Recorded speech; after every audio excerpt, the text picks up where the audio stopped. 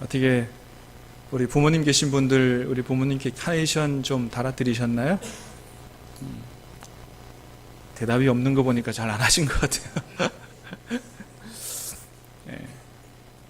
여러분 우리가 어버이날이면 부모님들께 카네이션을 달아드리는데요, 왜 다른 꽃 말고 하필이면 카네이션을 달아드리는지 여러분 그 이유를 좀 아십니까?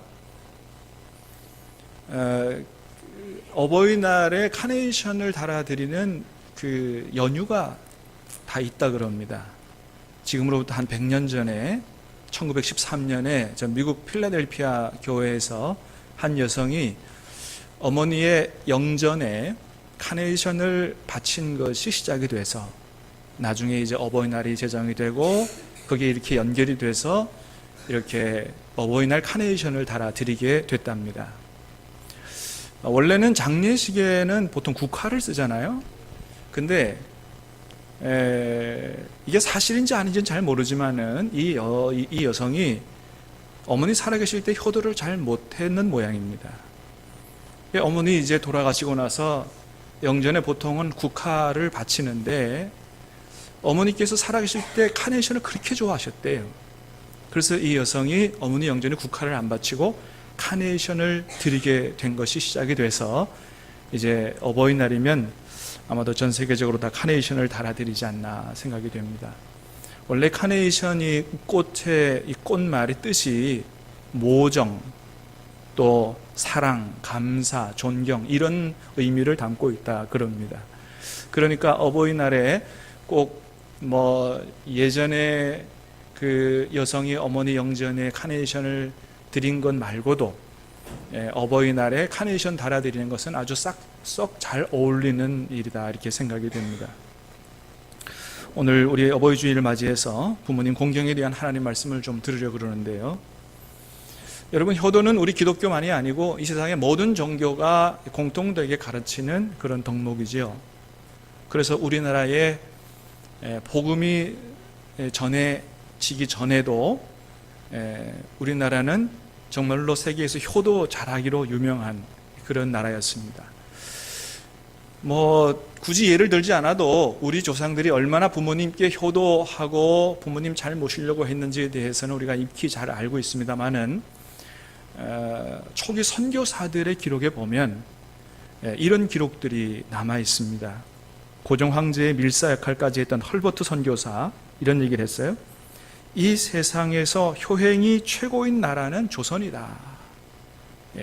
또 미국 공사를 역임했던 샌즈라고 하는 분도 나의 노년을 위해 조선 땅에 다시 태어나고 싶다. 그 다음에 최초의 의로 선교사 알렌도 이런 얘기를 했어요. 조선은 늙음과 죽음이 두렵지 않은 노인의 천국이다. 그러니까 여러분 그 외국 사람들의 눈에도 우리나라가 얼마나 어른을 존경하고 부모님께 효도하는 나라인지, 그의 말 그대로 세계에서 최고 효도 잘하는 나라는 우리 대한민국이다 이런 것들을 볼 수가 있죠. 그래서 여러분 우리 조선시대에도 부모님께서 돌아가시면 어떤 풍습이 있었냐면 심요살이라 그래가지고 부모님 무덤 옆에 움막을 짓고 3년 동안 아침 저녁으로 제사상을 올려드리면서 아이고 고굴하는 이런 풍습이 있었죠. 여러분 이게 얼마나 지극정성입니까? 부모님 돌아가신 다음에 3년 동안 벼슬 하는 사람도 벼슬 내려놓고 와서 그 심요살이를 할 정도로 이렇게 부모 공경을 아주 극진하게 했던 나라가 우리나라다. 그런데 여러분 요즘은 조금 사람들의 생각이 바뀌는 것 같습니다. 요즘에는 부모님들도 당신이 돌아가시면 자녀들한테 제사상 차리는 거 하지 말라 이렇게 얘기하는 부모님들이 많다 그래요. 왜냐하면 제사상 말이지 뻑적지근하게 차려놔 봐야 와서 내가 하나도 못 먹을 거, 괜히 그거 제사상 차린다고 그저 자네들끼리 네가 모시니 내가 모시니 서로 힘들게 고생하고 싸우고 하는 거 그거 보기 싫다는 거예요. 그러니까 그거 하지 마라. 여러분 그렇죠? 제사상 잘 차려드리는 게 효도 잘하는 게 아니죠. 여러분 효도는 언제 해야 됩니까? 살아계실 때 해야 되는 거죠. 살아계실 때. 사랑하는 여러분, 여러분들, 저와 여러분 모두가 다 우리 부모님 살아계실 때 효도 잘 할 수 있게 되기를 주님의 이름으로 축복합니다. 그래요. 살아계실 때 해야 돼요. 자, 그럼 여러분, 부모님 살아계실 때 우리가 어떻게 하는 것이 효도 잘하는 것인가? 오늘 우리가 하나님 말씀을 통해 좀 들으려고 그러는데, 뭐 요즘엔 부모님들이 최고 바라는 선물은 현금이라면서요? 그게 과연 최고의 효도인가? 오늘 하나님 말씀을 통해서 하나님께서는 우리가 어떻게 부모에게 효도해야 되는 것인지 하나님 말씀을 들어보도록 하겠습니다. 첫 번째는, 자, 하나님 우리에게 이렇게 말씀하십니다. 우리 오늘 읽은 1절 말씀을 한번 다시 읽겠습니다. 시작. 자녀들아, 주 안에서 너희 부모에게 순종하라. 이것이 옳으니라. 아멘. 첫 번째, 자, 어떻게 효도하라고 말씀하시냐 하면, 자녀들은 주 안에서 부모님께 순종하는, 이걸 통해서 효도해야 된다 말씀하십니다. 여기서 말하는 자녀들은 테크나라고 하는 헬라어인데, 이건 어린아이만 얘기하는 게 아니고요, 성인된 자녀를 포함하는 단어입니다. 그러니까 어리든지 나이가 들었든지 부모님 모시고 있는 사람들은 다 부모님 말씀에 순종하라, 그거죠. 근데 여기 순종하라라고 표현을 했습니다마는, 이 단어는 복종의 의미가 더 큽니다. 이건 히파쿠라고 하는 말인데, 마땅히 해야 할 의무로서의 순종이에요. 여러분, 에베소서에 읽어보면 순종하라는 말씀이 하나 더 나오죠. 아내들이여 남편에게 순종하라. 아니, 거기는 복종하라 이렇게 나와요, 그죠? 근데 그 말은요, 헬라어 히포타소마이라고 하는 말인데, 사실은 뜻은 자발적으로 따르다, 이런 말이에요. 그러니까 남편의 사랑에 대해서 자발적으로 사랑의 반응으로 따르는 의미이기 때문에 사실은 여기는 순종이 맞아요. 더 번역이 순종이 적절하고, 사실은 순종보다는 복종이 더 강한 의미죠.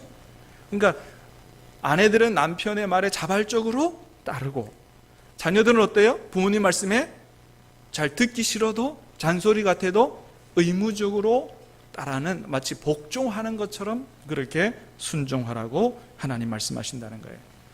여러분, 그렇습니다. 자녀들이 부모님 말씀을 잘 따르고 순종하는 거, 사람이라면 아주 기본적으로 갖추어야 할 그런 인간의 덕목이라 이렇게 얘기할 수 있습니다. 그런데 그것만이 아니고, 하나님이 이렇게 말씀하시는 이유는 뭐냐 하면, 하나님께서 부모님들에게 자녀들을 어떻게 양육하라고 말씀하셨냐 하면, 하나님의 말씀으로 양육하라고 하는 사명을 주셨어요. 구약성경 신명기 6장에 잘 나타나 있죠. 한번 같이 읽어보겠습니다. 시작. 이스라엘아 들으라. 우리 하나님 여호와는 오직 유일한 여호와이시니 너는 마음을 다하고 뜻을 다하고 힘을 다하여 내 하나님 여호와를 사랑하라. 오늘 내가 내게 명하는 이 말씀을 너는 마음에 새기고 내 자녀에게 부지런히 가르치며 집에 앉았을 때이든지 길을 갈 때이든지 누워있을 때이든지 일어날 때이든지 이 말씀을 강론할 것이며. 아멘. 하나님께서 부모님들에게 자녀를 이렇게 양육하라고 명령하셨어요. 마음과 목숨과 힘과 뜻을 다하여 하나님을 사랑하고, 이 말씀을 너는 마음에 새기고 자녀들에게 길을 갈 때든지 누웠을 때든지 일어날 때든지 언제든지 자녀에게 하나님 말씀을, 하나님 사랑하고 말씀에 순종하는 이 말씀을 가르치라고 하나님께서 부모에게 사명을 주셨습니다. 그렇기 때문에 하나님의 말씀을 가지고 자녀를 양육하는 이 부모님의 말씀에 자녀들은 어떻게 해야 돼요? 그거는 복종해야 되죠. 복종해야 되죠. 왜요? 그게 누구 말씀이기 때문에? 하나님 말씀이기 때문에. 그런데 이렇게 하나님의 말씀에 근거해서 자녀들에게 이 부모님들이 잘 가르치는데도 불구하고 그 부모님의 가르침을 순종하지 않고 거역한다. 이거는 아주 굉장히 큰 죄를 짓는 것입니다. 이건 단순히 부모의 말씀에 불순종하는 정도가 아니고 하나님 앞에 굉장히 큰 죄. 얼마나 큰 죄냐? 로마서 1장 21절 이하에 보면 우리가 늘 자주 읽었던 것처럼 하나님의 사형에 해당하는 이제 21가지를 기록해 놓으셨는데, 대표적으로 그 중에 뭐도 있어요? 부모를 거역하는 죄가 하나님이 사형에 해당하는 죄라고 말씀하고 있다고 하는 거예요. 여러분, 부모 거역하는 거, 부모 말씀 거역하는 게 그렇게 큰 죄인 거예요. 또 디모데후서 3장에 보면 말세가 되면 벌어질 현상들에 대해서 말씀하고 있는데, 그때 그 중에 하나의 현상이 어떤 거냐 하면 바로 부모 거역하는 현상이에요. 한번 말씀 읽어보겠습니다. 시작. 너는 이것을 알라. 말세에 고통하는 때가 이르러 사람들이 자기를 사랑하며 돈을 사랑하며 자랑하며 교만하며 비방하며 부모를 거역하며. 말세. 여러분, 그러니까 부모님 말씀을 잘 듣지 않고 거역한다. 여러분, 이런 세대는 어떤 세대예요? 바로 말세의 시대고 말세의 징조다, 그런 거예요. 이게 심각한 문제라고 하는 것입니다. 그러나 여러분, 우리가 부모님 말씀을 잘 듣고 말씀에 순종하면 하나님께서 어떤 복을 주시겠다고 말씀하십니까? 오늘 말씀 2절 3절 시작. 내 아버지와 어머니를 공경하라. 이것은 약속이 있는 첫 계명이니 이로써 내가 잘되고 땅에서 장수하리라. 아멘. 할렐루야.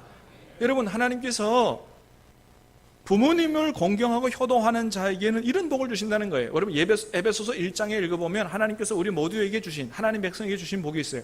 하늘에 속한 신령한 복을 주셨다.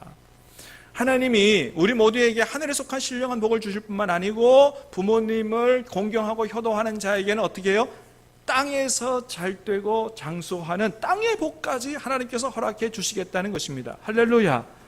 사랑하는 여러분, 간절히 바라기는 저와 여러분들 모두가 우리 하나님뿐만 아니고 부모님 잘 섬기고 부모님께 효도함으로 말미암아 오늘 주신 말씀에 있는 약속처럼 하늘의 복, 땅의 복을 자손 만대 받아 누리는 저와 여러분 가정 가문 되시기를 주님의 이름으로 축복합니다.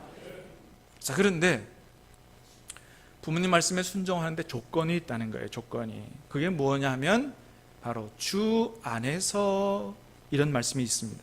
주 안에서 너희 부모에게 순종하라. 다시 말해서 아무리 부모님이라도 하나님의 뜻에 어긋난 잘못된 가르침은 그는 순종해서는 안 된다는 거죠. 뭐 자주 있는 일은 아닙니다만 가끔 뉴스에 보면 부모님이 자녀들한테 도둑질 시켜가지고 이 문제가 된 이런 일도 뉴스에 올라와요. 여러분, 부모님 아무리 부모님이라도 도둑질 하라고 하면 그거 따라야 되겠어요? 안 따라야 되겠어요? 그걸 안 따라야 되는 거죠. 여러분, 만일 부모님이 믿지 않는 부모님들이 자녀들에게 주일날 교회 가지 말라 이러면 여러분 그거 따라야 되겠습니까? 안 따라야 되겠습니까? 네, 다음 주부터 교회 안 가겠습니다. 이게 안 되는 거지요, 여러분. 여러분, 교회 와서 하나님 앞에 예배 드리는 거, 이거는 뭐 어떤 모임에 이게 가고 안 가고의 문제가 아니지요. 여러분, 하나님 앞에 예배 드리는 것은 저와 여러분의 생명인 줄로 믿습니다. 예배는 생명인 거예요. 그래서 부모님 말씀 따른다고 하나님 앞에 드릴 생명의 예배를 안 드리는 것은 여러분, 이것은 아주 크게 잘못된 것이다.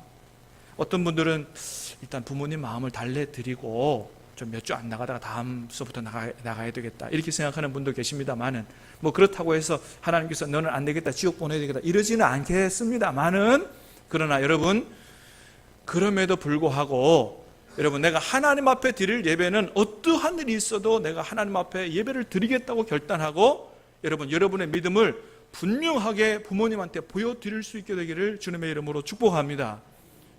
어떤 목사님은 이 신앙 문제 때문에 부모님께 쫓겨났어요. 부모님께 쫓겨났어요. 젊을 때 쫓겨났어요. 그래서 나중에 어떻게 되냐, 목사님이 됐어요. 목사님 돼서 어떻게 했을까요? 부모님 전도하고 부모님도 구원하고, 할렐루야. 그 형님도 목사님 되고, 할렐루야. 모든 가족이 구원받는 놀라운 은혜를, 하나님의 축복을 받았다 하는 얘기를 들어보게 됩니다. 여러분, 그래요.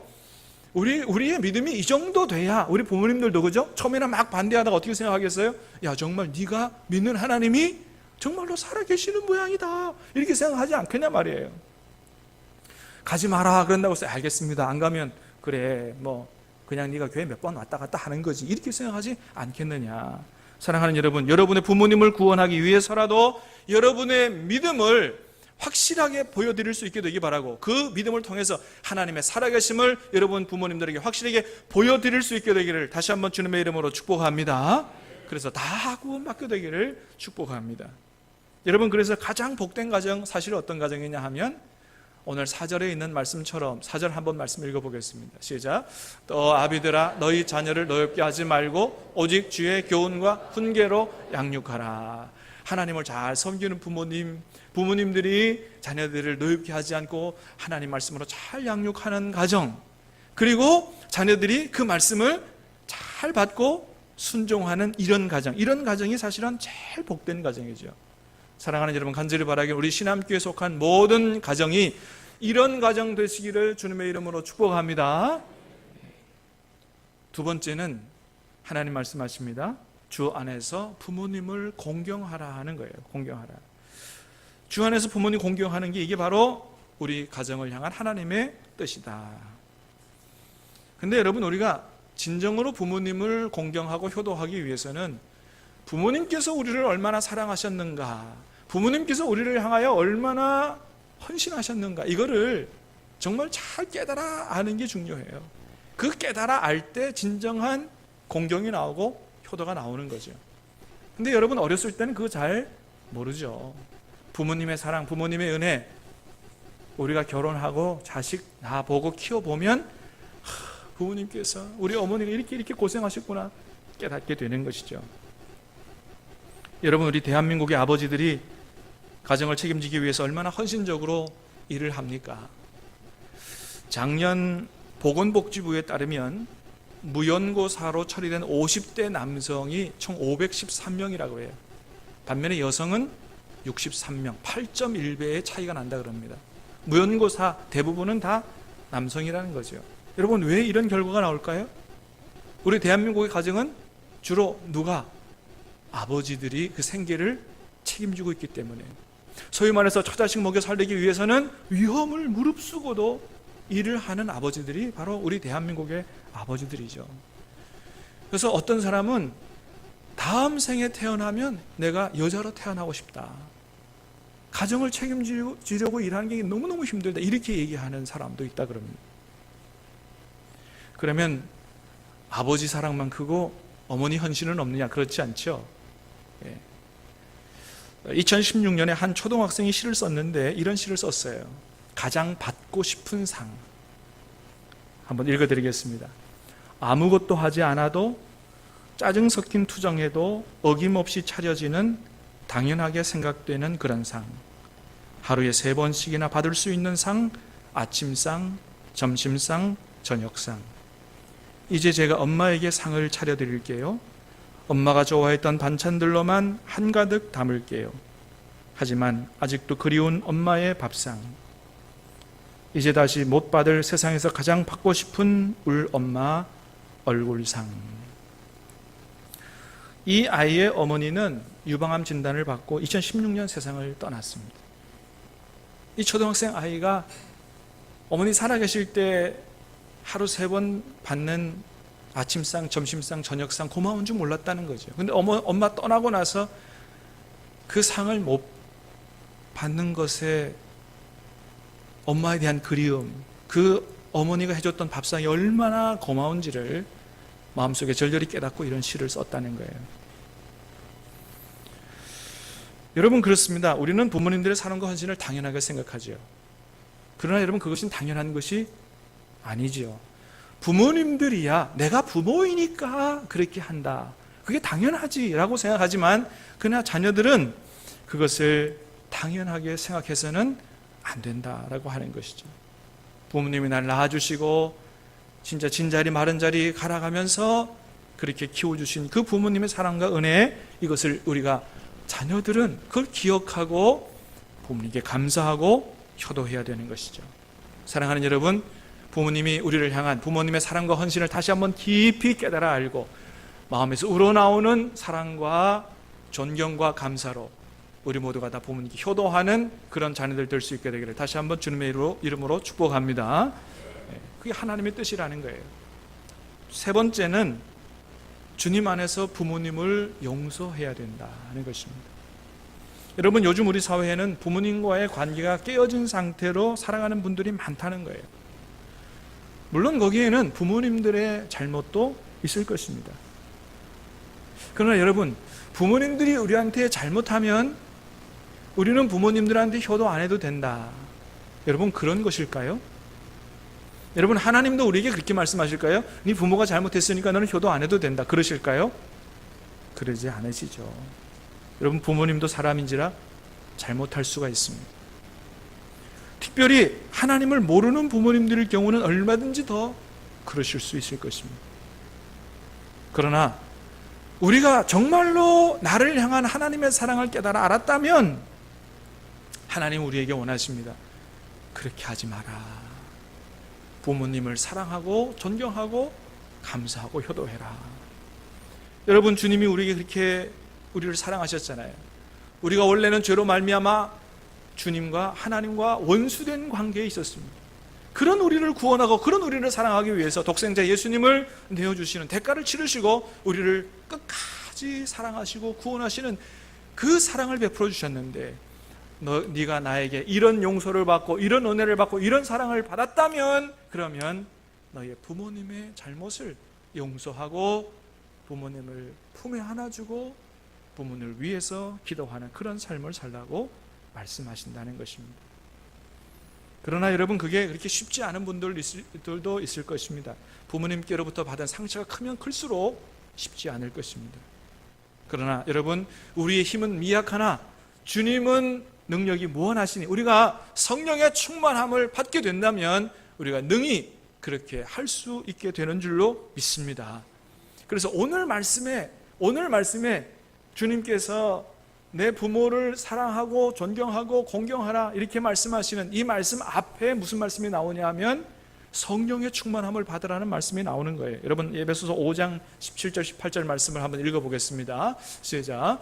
그러므로 어리석은 자가 되지 말고 오직 주의 뜻이 무엇인가 이해하라. 술 취하지 말라. 이는 방탕한 것이니 오직 성령의 충만함을 받으라. 아멘. 오직 성령의 충만함을 받으라고 말씀하신 이후에 그 다음에 가정에서 어떻게 살아가야 될 것인지를 말씀하세요. 그러니까 가정에서 남편이, 아내가, 자녀들이 이렇게 해야 된다라고 하는 말씀이 어떻게 할 때 가능하냐 하면 오직 성령의 충만함을 받을 때 이것이 가능하다라고 그렇게 말씀하신다고 하는 것입니다. 우리가 성령의 충만함을 받고 예수님 안에서 부모님을 바라보면 여러분, 부모님의 어떠한 잘못도 다 용서할 수 있는 줄로 믿습니다.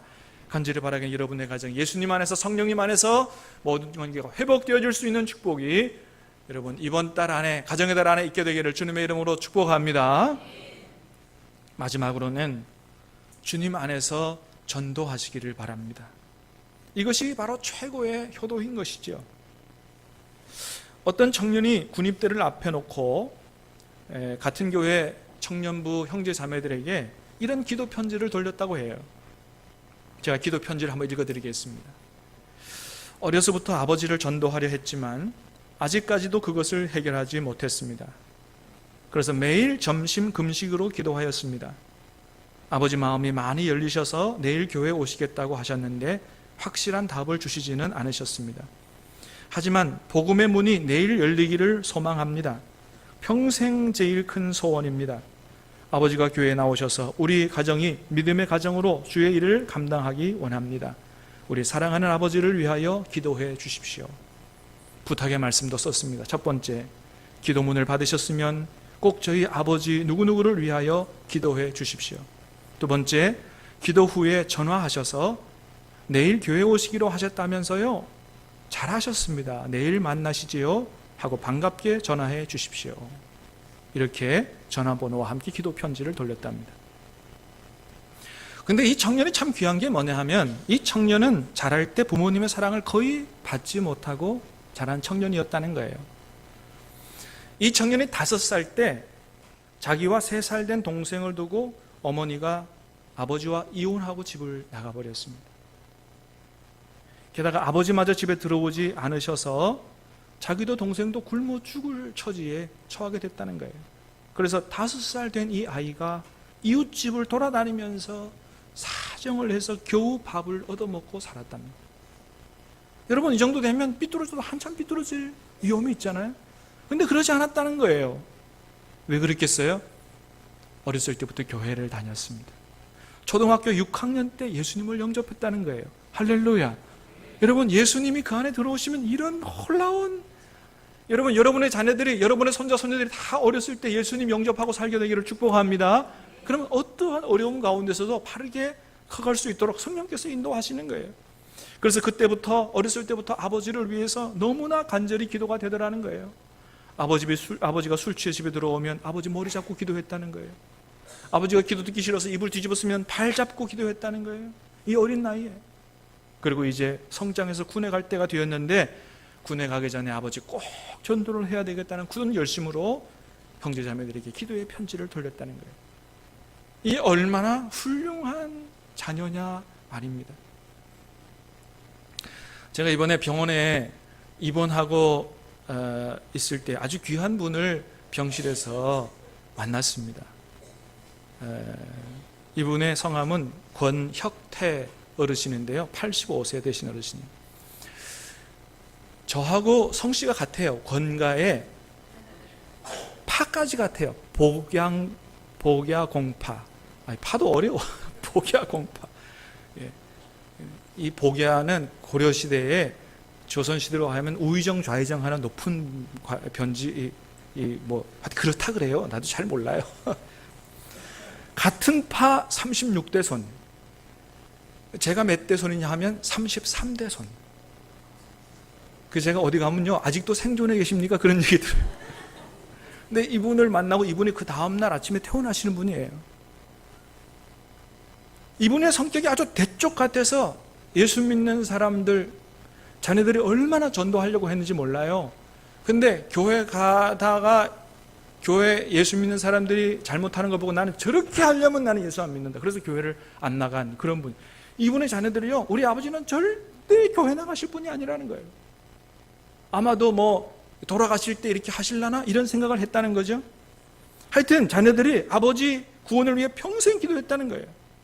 이 자녀들이 얼마나 하나님을 열심히 섬기냐 하면 해외에다가 교회를 몇 개씩 짓고요. 지금도 사업하는 게, 이게 먹고 살만한데도 이 사업하는 게, 이게 사업 선교 위해서, 예? 전도하려고 이렇게 미용실을 하고 이제 이러는 분인데, 그렇게 많은 사람들을 구원하고 많은 선교도 하고 했는데 아버지 전도가 제일 어렵더라는 거예요. 근데 세상에 태어나기 전날 옆에 침실에 다른 분이 오셨는데, 목사님이 오셨고, 그것도 권씨에, 그것도 증조 할아버지를 대뻘 되는 제가 왔으니 할렐루야. 그래서 제가 이렇게 촌수를 따지다 보니까 제가 증조 할아버지 뻘 되는 거죠. 오케이, 잘 만났습니다. 제가 앉아가지고 1시간 동안 얘기하고 결국은 제 손을 잡고 영접 기도를 했습니다. 할렐루야. 그래가지고 이분들이 세상에 이런 일이 있냐고, 평생에 기도한 그 기도 응답이 바로 오늘 이루어졌다고, 목사님이 입원하신 것은 하나님의 인도하심이라고. 할렐루야. 제가요, 이 사건이 있고 나서 제가 병원에 있으면서 제가 제 삶을 쭉 돌이켜봤어요. 여러분, 하나님이 우리 삶을 인도하시는 줄로 믿습니다. 제가 언제 한번 간증설교를 한번 하려고 그래요. 가만히 보니까 정말 그래요. 여러분, 여러분의 기도가, 특별히 부모님 구원을 위한 여러분의 기도, 하나님께서 반드시 들어주시는 줄로 믿으시기를 바랍니다. 믿어지지 않더라도, 이분들도 안 믿어지더라는 거예요. 안 믿어지는데 하여튼 기도했다는 거죠. 안 믿어지더라도 기도하시길 바랍니다. 하나님이 응답하실 줄로 믿습니다. 여러분이 생각하는 것보다 훨씬 더 빨리 여러분의 부모님들 하나님의 품에 안아주실 줄로 믿습니다. 그게 최고의 부모님께 드리는 우리가 효도다. 여러분, 오늘 어버이 주일에 하나님께서 우리에게 말씀하십니다. 우리에게 둘도 없는 유일한 부모님, 하나님의 대리자로 허락해 주신 그 위대하시고 훌륭하신 부모님들, 그 부모님들 사랑과 은혜를 마음속에 깊이 생각하고 감사하고 존경하고 효도하며 주님 안에서 순종하고 공경함으로 하늘의 복, 땅의 복을 다 받아 누리는 우리 신암교회 모든 가정 가문 되시기를 예수님 이름으로 축복합니다. 우리 같이 어머니 마음 찬양하도록 하겠습니다.